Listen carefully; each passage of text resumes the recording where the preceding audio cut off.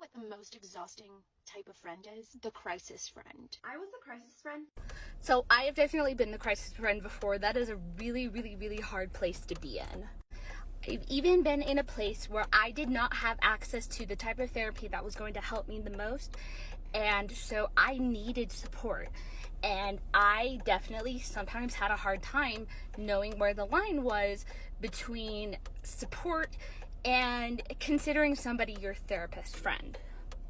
And it's even worse if you have a friend who is your crisis friend, who is only using you as a therapist friend, and you are not doing any kind of reciprocating. I'm not saying that every friendship, well, okay, every friendship should be 50-50, at least to some degree. Sometimes that's going to look a little bit different, but if you are only just using a friend as your therapist friend, there's a point that starts getting really incredibly difficult on the person that is the therapist friend. I remember as a kid that, yeah, there were definitely a few times that I was the therapist friend because I have extremely high empathy. I always have. And I ran into a couple of situations as a kid that I was not prepared for whatsoever, and I had no training to deal with.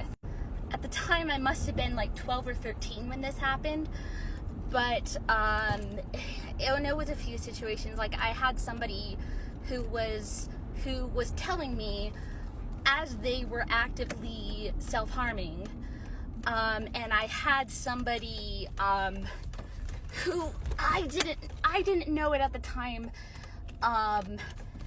but was giving off some definite suicidal language to me.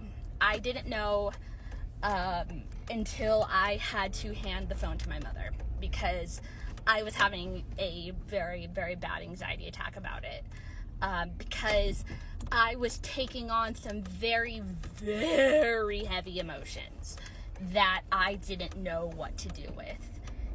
And so oftentimes when that would happen as a kid, and it's gotten better now to where I know what to do, but as a kid, when stuff like that would happen, I would usually have to tell my mom because it was oftentimes situations that were way, way too mature for where I was at emotionally at the time.